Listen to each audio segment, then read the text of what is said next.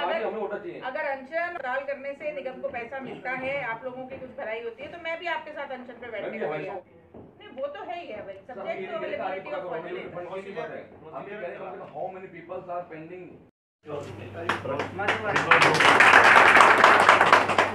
उन्हीं सभी मांगों को मैंने निर्देश दिए हैं कि जहाँ पर भी कुछ लूप होल्स हैं या फिर जहाँ पर भी सिस्टम्स को ओवरहॉल करने की ज़रूरत है, जिससे कि हमारे ये सब सफाई कर्मचारियों की डे टू डे जो इनकी एडमिनिस्ट्रेशन के साथ इश्यूज़ रहते हैं वो आयरन आउट हो जाएं। अभी तक हमारे पास कोई पैसा नहीं आया है। हाँ, वो उस कोर्ट ऑर्डर को मैंने भी पढ़ा है।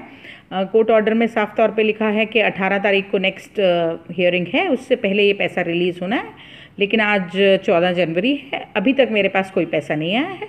लेकिन पैसा जैसे ही आता है उसके बाद प्रायोरिटाइज़ किया जाएगा। यस, सफाई कर्मचारियों की सैलरीज तो प्रायोरिटी में सबसे ऊपर रहती हैं। देखिए, 15 जनवरी का आमरण अनशन का जो हमने किया हुआ था, अब चूंकि उसमें देखिए जो हमारी मुख्य मांगे हैं, हम चाहते हैं जो परमानेंट होने चाहिए हमारे कर्मचारी, जो पिछले 20-20 साल से पेंडिंग पड़े हुए हैं, उसमें हमें यहाँ से कहा गया है कि आज ही उन्हें एक सूची जारी कर दी जाएगी। जो 98 अप्रैल से ऊपर के कर्मचारी हैं, कितने कर्मचारी हैं, उन सबकी सूची मांगे, उनको परमानेंट किया जाएगा। एक बात और इसमें कहने लायक है, हमने सुना है विभिन्न अखबारों से, चैनल से, कि as per directions of the high court के मुताबिक दिल्ली सरकार ने 638 करोड़ रुपए देने का वायदा किया है, लेकिन उन्होंने फिर बहकाया। वो कहते हैं हम दे चुके हैं। आज कमिश्नर से बात हुई है, उन्होंने कहा कि जी अभी तक हमारे पास में आया नहीं है।